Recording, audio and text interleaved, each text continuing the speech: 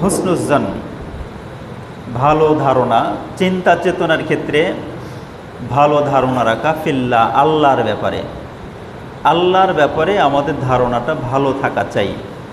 তো আল্লাহর ব্যাপারে আমাদের ধারণা কেমন? ওই যে ব্যক্তি দারিদ্রতার কষাঘাতে জর্জরিত, এই ব্যক্তি ঈদ বা বিভিন্ন অনুষ্ঠান আদি আসলে, উৎসবের সময় দেখেন কত দুঃখ, সবার সন্তান নতুন নতুন পোশাকে আচ্ছাদিত হয়ে ঈদগাহে যাচ্ছে, তাকিয়ে তাকিয়ে দেখছে আর মনে মনে ভাবছে সবার সন্তানেরা নতুন পোশাক পরছে, সবাই পরছে, আমার শরীরে নতুন পোশাক নাই, আমার ছেলে সন্তানেরও নাই, মেয়েরও নাই। কত বেদনায় জর্জরিত এই মানুষটা, যে দরিদ্র। তার কাছে মনে হয় যদি অর্থনৈতিক অভাবটা আল্লাহ তাআলা দূর করে দিত, তাহলে দুনিয়ায় আর কোনো চাওয়া পাওয়া থাকতো না। আমার মালিকের কাছে একটাই চাওয়া, যে এরকম একটা এত বড় প্রোগ্রামে আমি একটা স্যান্ডেল যে চেঞ্জ করে পরবো, সেটার পরার সঙ্গতি আমার নাই। একটা শার্ট চেঞ্জ করে পরবো, আমার সন্তানকে পরাবো, সে সঙ্গতিটুকুও নাই। তাহলে এই জীবনের কোনো অর্থ আছে? এই জীবনের কোনো মানে হয়? যে নিজে তো কষ্ট করছি, আবার সন্তানাদের মুখে যে একটু হাসি ফোটাবো, সে ধরনের অর্থ সঙ্গতিও আমার নাই। এই জীবন জীবন নয়। তার কাছে এই অর্থের অপ্রাপ্তিটা, এই অর্থের এই অপ্রতুলতা, সীমাবদ্ধ এই অর্থ তাকে আল্লাহর আরও বহু বহু নিয়ামতের শুকরিয়া থেকে দূরে সরিয়ে রাখছে। ওই দরিদ্র ব্যক্তির নজরে সম্পদ বিশাল নিয়ামত। সম্পদ পেলে, অর্থ পেলে আজকে আমি নতুন কাপড় পরতে পারতাম বা একটু ভালো খাবার খেতে পারতাম। ওর কাছে কিন্তু সম্পদ অনেক বড় নিয়ামত। আর বিছানায় কাতরাচ্ছে যে, ও সম্পদে মূল্যহীন। ওর কাছে বড় সম্পদ হচ্ছে স্বাস্থ্য, সুস্থতা বড় সম্পদ। একই বিষয়, একজনের কাছে জঞ্জাল, আর একজনের কাছে বড় নিয়ামত। দরিদ্র ব্যক্তির কাছে অনেক বড় মূল্যবান সম্পদ, বড় নিয়ামত হচ্ছে সম্পদ। আর অসুস্থ ব্যক্তির কাছে তার সম্পদ মূল্যহীন। সম্পদ দেখিয়ে হবে, যে সম্পদ আমার সুস্থতা ফিরিয়ে দিতে পারে না, সে সম্পদ মূল্যহীন। যদি আমার সমস্ত সম্পদ ব্যয় করা লাগে তবুও করব, তবুও যদি আমি একটু সুস্থ হতে পারতাম, নিজের পায়ে যদি একটু হাঁটতে পারতাম, নিজের হাতে যদি একটু ধরতে পারতাম, নিজের মতো করে এক গ্লাস পানি যদি পান করতে পারতাম, তাহলে এটাই আমার জন্য অনেক বড় নিয়ামত হয়ে যেত। যারা বিয়ে শাদী করে নাই, বিবাহ উপযোগী হয়ে গেছে, বিয়ে করে নাই, ওদের কাছেও জীবনটা মূল্যহীন। জীবনের এই মান অভিমানের বিষয়গুলি, হাসি আনন্দের বিষয়গুলি, এই অনুভূতিগুলি যদি আমি একান্ত আপনজনের কাছে শেয়ারই করতে না পারি, তাহলে এই জীবন জীবন না, এটা মূল্যহীন একটা লাইফ হলো। আমার একান্ত কথাগুলি, মনের চাওয়া পাওয়াগুলি, আমার খুব কাছে থেকে একজন মানুষ, এগুলি আমি তার কাছে শেয়ার করব। আমার দুঃখে সে দুঃখী হবে, আমি তার প্রয়োজনে নিজেকে ব্যয় করব, সেও আমার জন্যে তার সমস্ত জীবনটাকে উজাড় করে দেবে। এমন যদি কেউ না থাকে, তাহলে এ জীবন জীবনই না, এই যে মূল্যহীন একটা জীবন। তার কাছে পুরা জিন্দেগিটা কিন্তু অর্থহীন হয়ে যাচ্ছে। আর এক ধাপে যদি আমরা আর এক ব্যক্তির কাছে যাই, সবাই আল্লাহর বান্দা, আল্লাহর নিয়ামতকে আমরা কে কীভাবে দেখেন পায়ে ঠেলে দূরে সরাই দিচ্ছি। সবই তো আমাদের সমাজের বাস্তব চিত্র এগুলি। আর এক ব্যক্তির কাছে যদি যান, তাহলে দেখবেন ওনার জীবনের অনুভূতিটা কেমন। এই ব্যক্তি ধরেন জেলখানায় আবদ্ধ আছে, কয়েদির অনুভূতি কীরকম? কয়েদির পরিশ্রম করা লাগে না, বিনা পরিশ্রমে ধরেন খাবার সামনে আসে, থাকারও মোটামুটি জায়গা যেটাই হোক, থাকার একটা বিল্ডিং তো আছে। অন্যেরা ওই খেজুরের পাতার ছাউনির নিচে থাকে, সোলার বেড়া হু হু করে বাতাস যায়, আর ঝড়ের সময় ভেঙে পড়ে।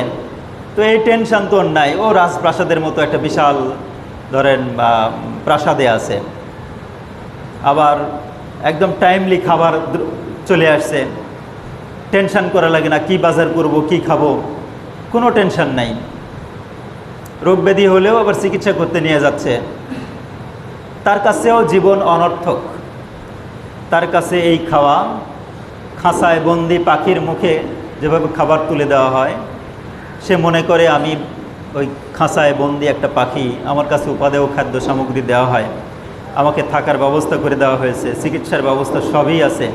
তারপরে এ জীবন জীবন নয়, যে জীবন স্বাধীনভাবে চলতে পারে না। একটু স্বাধীনভাবে মন চাচ্ছে ওই গাছের নিচে একটু জিরিয়ে নিব শরীরটাকে, ওইখানে একটু গিয়ে দাঁড়াবো, এইখানে একটু বসবো, ওইখানে একটু শুয়ে গল্প করব, আমার সে স্বাধীনতা পর্যন্ত নাই। থাক তোমার এই সকল খাদ্যখানা, তোমার এই বিল্ডিং, কিচ্ছু আমি চাইনি, আমাকে একটু বের করো, এই গ্রিলের এই ঘেরা জায়গা থেকে আমাকে বের করে নাও। আমার যদি না খেয়েও থাকতে হয়, পোশাক পরিচ্ছদের দরকার নাই, না খেয়ে থাকলেও আমি মুক্ত জীবনে যেতে চাই, মুক্ত বাতাসে আমি ঘুরে বেড়াতে চাই। এ জীবন জীবন নয়, তার কাছে কিন্তু এ জীবন জীবন নয় মনে হচ্ছে। সে বাড়িতে রেখে গেছে অঢেল সম্পদ, তার শরীর কিন্তু সুস্থ আছে, তার স্ত্রী সন্তান সবই আছে, কিন্তু সে বন্দিখানায় আবদ্ধ। তাহলে একজনের স্ত্রী নাই, সে ব্যথিত, তার জীবন জীবন নয়। একজনের অর্থ নাই, তার জীবন ব্যথিত, এ জীবন জীবন নয়। আর একজনের সুস্থতা নাই, অসুস্থ, এ জীবন জীবন নয়। আর বন্দি লোকের সুস্থতা আছে, তার বউ বাচ্চা আছে, তার অর্থ সম্পদ সবই আছে, শুধু একটা গণ্ডির মধ্যে আবদ্ধ করে রাখা হয়েছে। পৃথিবীতেই আছে, একটা গণ্ডির মধ্যে আবদ্ধ হয়ে আছে। সে মনে করে যে আমাকে জ্যান্ত কবর দেওয়া হয়েছে। এ জীবন জীবন নয়। তাহলে এবার কল্পনা করুন, এই যে সবার যে চিন্তা, সবার যে ভাবনা, এই সব ভাবনাগুলি সত্য? সবার চিন্তাই সত্য না সবার চিন্তাই মিথ্যা? বলেন তো দেখি। সবাই যে যার মতো করে যার যার পজিশান থেকে ভাবছে, তাদের জীবন নিয়ে ভাবছে।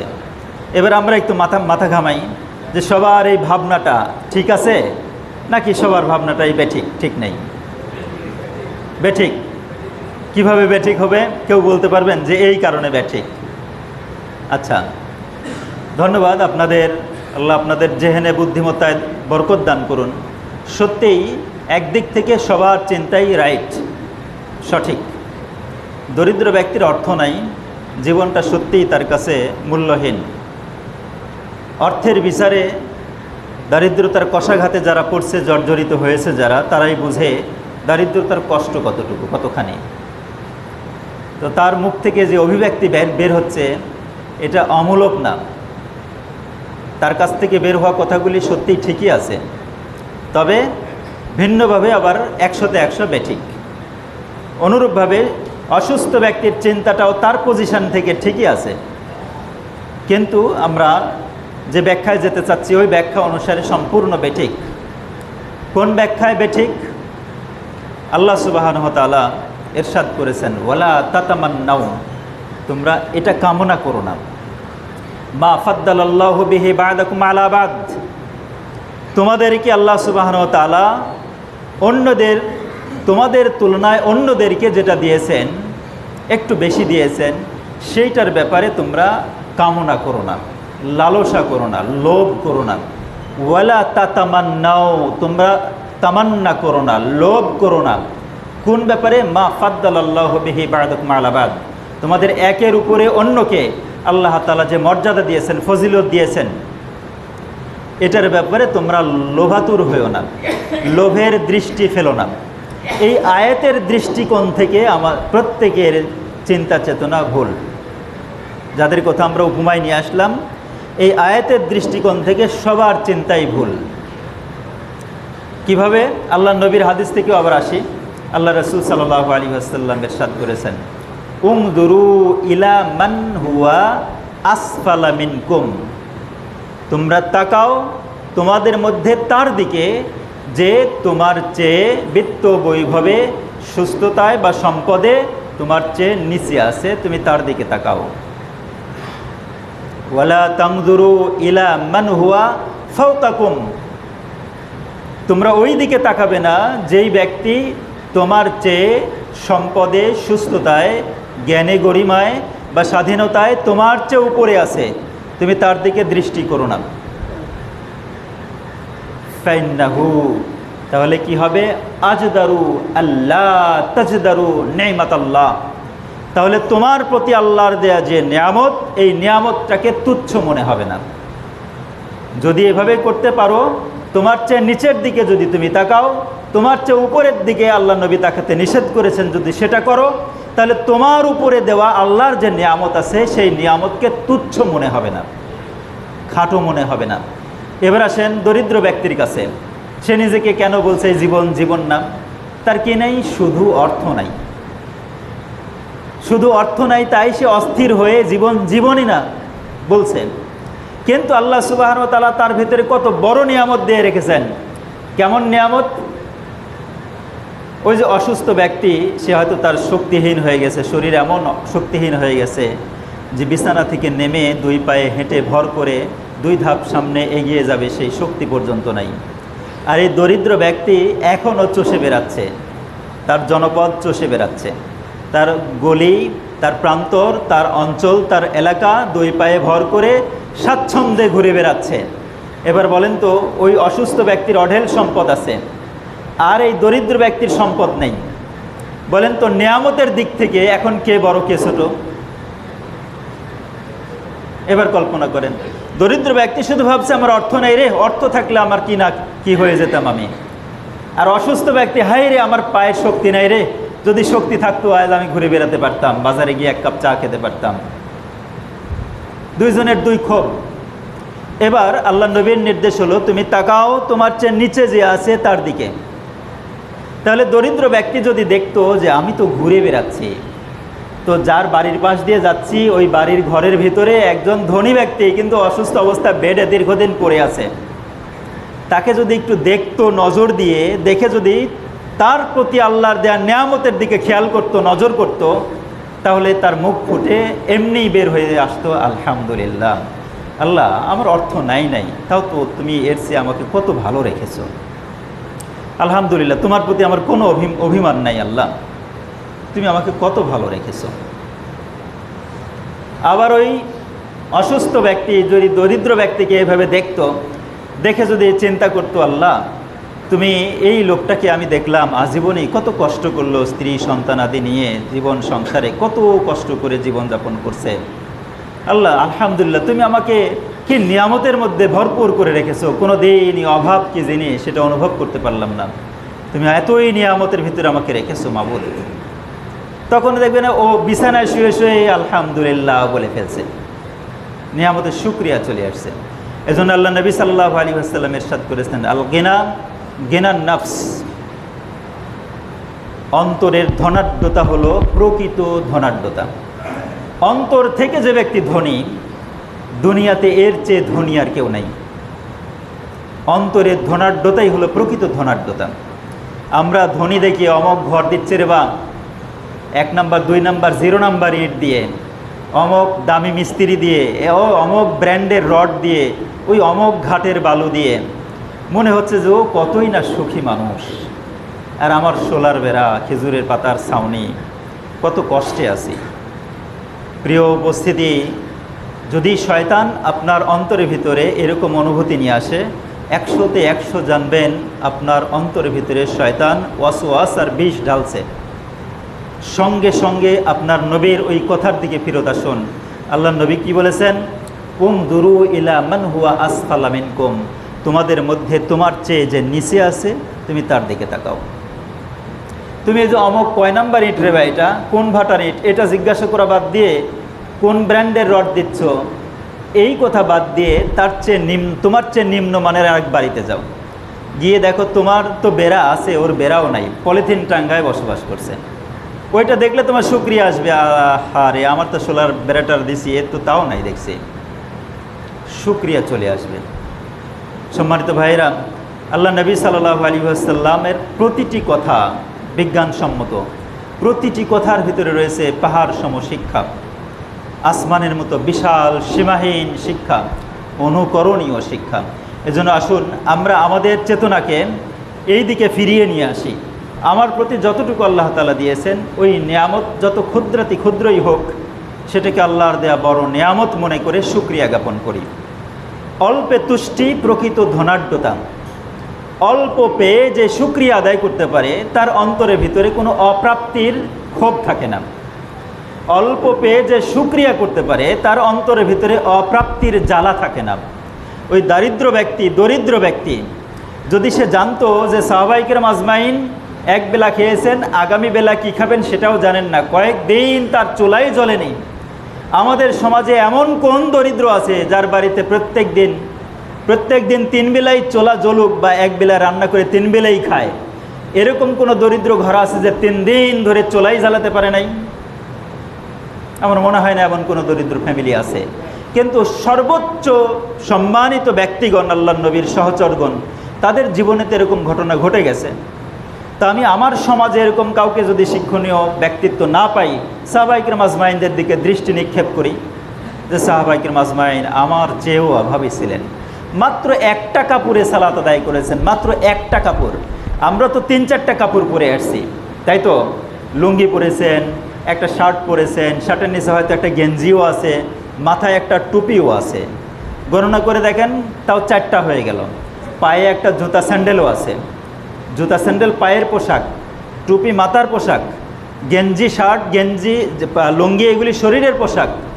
সাহাবায়ে কিরাম আজমাইনের সর্বসাকুল্যে একটা পোশাক। কয়জন ব্যক্তি আমাদের সমাজে আছে এরকম? এত হতদরিদ্র কেউ আছে কি যে সর্বসাকুল্যে একটা পোশাক? আল্লাহ না করুন এত দারিদ্রতা যেন আমাদেরকে আল্লাহ না দেন, কারণ দারিদ্রতা মানুষকে কুফুরির দিকে পৌঁছে নিয়ে যায়। দারিদ্রতা মানুষকে কুফুরের দিকে নিয়ে যায়। কিভাবে কুফুরের দিকে নিয়ে যায়? ওই যে অর্থ নাই আর সব নিয়ামত মনে হয় কিচ্ছু নাই, আল্লাহর প্রতি নাশুকরিয়া চলে আসছে। এই নাশুকরিটাই হলো কুফরি। সর্বোচ্চ মানের শুকরিয়া আদায় করুন। একটা নিয়ামতের কথা চিন্তা করুন, সবাই ভাবেন তো দেখি, একটা নিয়ামত আল্লাহ তাআলা যেটা আমাদেরকে দিয়েছেন, এক নিয়ামত না থাকলে সব হারিয়ে যায়। সেটা কোন নিয়ামত হতে পারে? আর কিচ্ছু থাকে না। আমাদের এই জীবনে একটা নিয়ামতের কথা ভাবুন, যেই নিয়ামতকে সরিয়ে নিলে সব সরিয়ে নেওয়া হয়, আর কিচ্ছু বাকি থাকে না। সেটা কি হতে পারে? কি যেন? নিঃশ্বাস। তার মানে জীবনকে মেন করলেন। আমি বলছি যে এই জীবনে এমন কোন নিয়ামত? জীবন তো থাকবেই, জীবন হারিয়ে গেলে তো সবই চলে গেল। হ্যাঁ, চোখ বলছে এক ভাই, আর সুস্থতা। আচ্ছা আচ্ছা, সময় চলে যায়। এবার খেয়াল করেন, সবচেয়ে বড় নিয়ামত, চোখ হারিয়ে গেলে কিচ্ছু হয় না। চোখ শুধু দুনিয়াটা অন্ধকার হয়ে গেল, কিচ্ছু হয় না। কত অন্ধ মানুষ, লক্ষ লক্ষ অন্ধ মানুষ আছে, লক্ষ কোটি কোটি অসুস্থ মানুষ আছে। তাই বলি কি সব হারাই গেল? না, অন্ধ ব্যক্তিরও বউ আছে, তো সব কি হারাই গেছে? অন্ধ ব্যক্তিরও বাচ্চা কাচ্চা হয়, তাহলে কি সব হারাই গেছে নাকি? হারায়নি। সবচেয়ে দামি নিয়ামত হলো আল্লাহ তাআলার দেওয়া, সেটা হলো ঈমান। আমাদেরকে আল্লাহ তাআলা ঈমান নামক নিয়ামত দিয়েছেন। কিচ্ছু খুঁজে পাচ্ছেন না আল্লাহর শুকরিয়া আদায় করা, কিচ্ছুই নাই। আপনার হাত পা, চোখ কান নাক মুখ, বউ বাচ্চা, সংসার সম্পত্তি সব হারাই গেছে, কিন্তু আপনার নিয়ামত, সবচেয়ে বড় নিয়ামত ঈমানটুকু আছে বাকি। তাহলে আপনার সব বাকি আছে। এটা হারিয়ে গেলে সব হারিয়ে গেল। তো এতটুকু নিয়ামত যেহেতু আমাদের আছে, না থাকলে আমরা কেউ আল্লাহর ঘরে আসতে পারতাম না। এজন্য আল্লাহর দরবারে শুকরিয়া আদায় করা যায় কি যায় না? আলহামদুলিল্লাহ, আলহামদুলিল্লাহ, অন্তর থেকে শুকরিয়া আদায় করি। আলহামদুলিল্লাহ, কত বড় নিয়ামত আল্লাহ তাআলা দিয়ে রেখেছেন, ঈমান দিয়ে রেখেছেন। এই ঈমানের বদৌলতে যত অপরাধী আমরা করে থাকি না কেন, যত পাপই আমাদের জমা হোক না কেন, আল্লাহ সুবহানাহু ওয়া তাআলা সমস্ত পাপকে ক্ষমা করবেন। এই এক টুকরা, এক জাররা ঈমান নিয়ে যদি কবরে যেতে পারি, তাহলে যদি পাপ নিয়েও কবরে চলে যাই, পাপ পরিমাণ শাস্তি ভোগের পরে হলেও জাহান্নাম থেকে আল্লাহ সুবহানাহু ওয়া তাআলা এই সিটে ফোটা ঈমানদারদেরকে খামচা দিয়ে ধরে এনে নহরে হায়াতের নহরে চুবিয়ে সেখান থেকে নতুন দেহ তৈরি করে জান্নাতের ভিতরে ঢুকিয়ে দেবেন। সেই নিয়ামত আল্লাহ তাআলা আমাদেরকে দিয়ে রেখেছেন। আল্লাহর শুকরিয়া, আলহামদুলিল্লাহ। এই নিয়ামতটাকে আমরা কদর করব, যেন মৃত্যু পর্যন্ত আমরা নিয়ামতকে ধরে রাখতে পারি। তো এই নিয়ামতকে ধরে রাখতে হলে আল্লাহর হুকুম যেগুলি, যেখানে যেগুলি আল্লাহ তাআলা সাজিয়েছেন, তার নবীর মাধ্যমে যেগুলি সাজিয়ে দিয়েছেন ইসলামী শরিয়ার বিধানগুলিকে, সেই সাজানো বিধানগুলিকে আপনারা ভেঙে ফেলবেন না, তছনছ করবেন না। সাজানো বিধানকে পরিপাটিভাবে আদায় করার জন্য আমরা সবাই সচেষ্ট হই। আল্লাহ তাআলা আমাদের সবাইকে তৌফিক দান করেন। আল্লাহুম্মা আমিন।